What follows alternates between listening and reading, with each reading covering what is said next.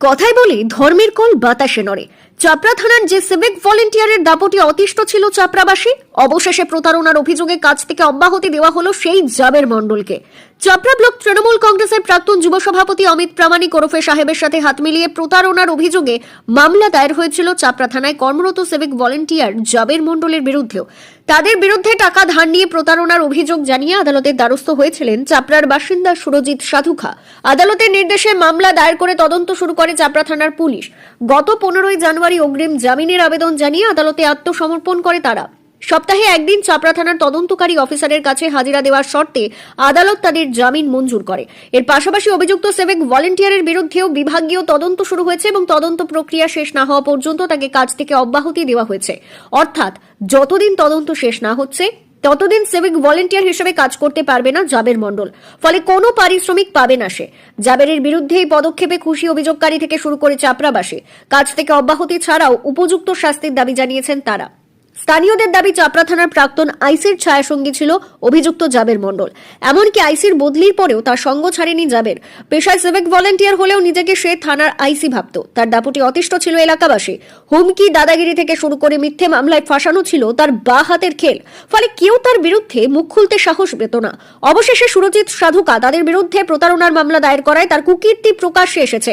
তবে এখনো তার ভয়ে প্রকাশ্যে কেউ মুখ খুলতে সাহস না পেলেও পেছনে বলছেন ধর্মের কল বাতাসে নড়ে। ব্যুরো রিপোর্ট, জি নিউজ বাংলা। বিষয়ে এখন আমি শুনলাম যে জাবের মণ্ডল সাসপেন্ড করা হয়েছে। জাবের মণ্ডলকে এতে আমি খুশি। তবে আমি চাই তদন্তটা তাড়াতাড়ি হোক, নিরপেক্ষভাবে হোক, এটাই আমি চাই। কারণ আগের আইসি থাকাকালীন অনেক কিছু এরা অনেক দোষ করেছে। এখন চাপড়া থানায় নতুন আইসি এসছে। এই আইসির ওপর আমার পুরোটা ভরসা আছে, পুরো ভরসাই আছে। তদন্ত নিরপেক্ষভাবে করবে আশা করছি, আর দোষীদের সাজা দেবে। ব্যবসায়িক সূত্রে আমি অমিত প্রামাণিককে 8 লক্ষ টাকা দিই।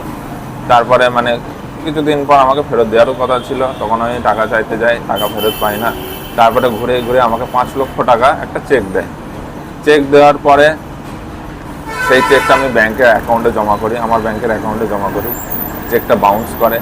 বাউন্স করার পর আমি অমিত প্রামাণিককে জানাই যে চেকটা বাউন্স হয়েছে, কি করব। তখন অমিত প্রামাণিক বলে যে চেকটা আমার কাছে নিয়ে আয়, আমি তোকে টাকাটা দিয়ে দেবো। আমি যথারীতি ওর কথা বিশ্বাস করে আমি যাই।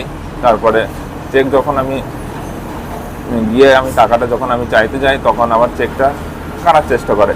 এই ঘটনাটা প্রথমে থানায় আমাকে ডেকেছিল। সিভিক ভলেন্টিয়ার জাবেরও ছিল, অমিত প্রামাণিক ছিল, আরও কিছু ওখানকার থানারই স্টাফ ছিল, অফিসার ছিল, যাদের আমি চিনি না। এই দুজনাকে চিনি। জাবের মণ্ডল আমার কাছ থেকে চেকটা কাটতে যায়। আমি কোনো রকমে ওখান থেকে চেকটা আমি নিয়ে পালাই। তারপরে ওই থানায় আমি অনেকবার গিয়েছিলাম আগের আইসি থাকাকালীন, কিন্তু আমার অভিযোগটা নেয়নি। তখন আমি কোর্টে যাই, কোর্ট থেকে অভিযোগ করি, কোর্টে গিয়ে আমি অভিযোগ করি।